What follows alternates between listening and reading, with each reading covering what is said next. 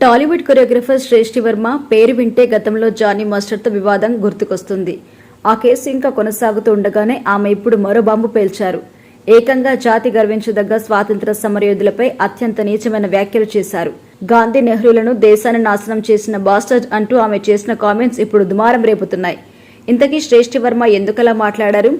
ఆమె మాటలకి అర్థమేంటి? ఈ సంచలన వ్యాఖ్యలపై ఎన్ఎస్యుఏ ఎలా స్పందించింది? కొద్ది రోజుల క్రితం కొరియోగ్రఫర్ జానీ మాస్టర్పై సంచలన లైంగిక వేధింపుల ఆరోపణ చేసి వార్తలో నిలిచిన ఈమె ఇప్పుడు స్వాతంత్ర సమరయోధులపై చేసిన వివాదాస్పద వ్యాఖ్యలతో దుమారం రేపుతున్నారు.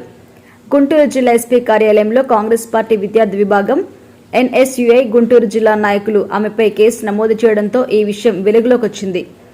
శ్రేష్ఠి వర్మ తన సోషల్ మీడియా ఖాతాలో స్వాతంత్ర సమరయోధులు మహాత్మా గాంధీ, జవహర్లాల్ నెహ్రూలను తీవ్రంగా దూషిస్తూ వ్యాఖ్యలు చేశారు. ఆమె వారిని బాస్టర్డ్ అంటూ సంబోధించడమే కాకుండా వీరంతా దేశాన్ని నాశనం చేశారని ఆరోపించారు.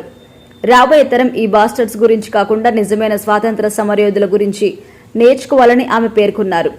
అంతేకాకుండా పాఠ్యపుస్తకాల నుండి వారి ప్రస్తావన తొలగించాలని, వారి జీవిత చరిత్రలు తెలిపే అధ్యాయాలు పూర్తిగా తీసివేయాలని ఆమె డిమాండ్ చేశారు.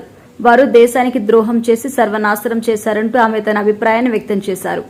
సినీ కొరియోగ్రఫర్ శ్రేష్ఠి వర్మ చేసిన ఈ తీవ్రమైన వ్యాఖ్యలను గుంటూరు జిల్లా ఎన్ఎస్యుఐ అధ్యక్షులు షేక్ కరీం తీవ్రంగా ఖండించారు. జిల్లా ఎస్పీ గారి గ్రీవెన్స్ సమావేశంలో ఆయన శ్రేష్ఠి వర్మపై అధికారికంగా కేసు పెట్టారు.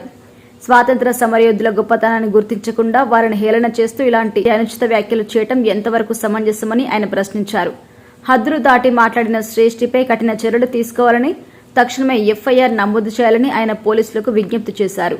ఈ ఘటనతో శ్రేష్ఠి వర్మపై తీవ్రమైన విమర్శలు కూడా వస్తున్నాయి. ఇదిలా ఉంటే టాలీవుడ్ లో కొరియోగ్రఫర్ జానీ మాస్టర్తో శ్రేష్ఠి వర్మకు ఉన్న వివాదం ఇంకా మర్చిపోకముందే ఈ కొత్త వివాదం తెరపైకి రావడం గమనార్హం. జానీ మాస్టర్ వద్ద అసిస్టెంట్గా పనిచేస్తున్న సమయంలో శ్రేష్ఠి వర్మను లైంగికంగా వేధించారు అనే ఆరోపణపై కేసు నమోదైన విషయం తెలిసిందే. ఈ కేసులో జానీ మాస్టర్ అరెస్టై దాదాపు 4 రోజుల పాటు జైలు జీవితం కూడా గడిపారు.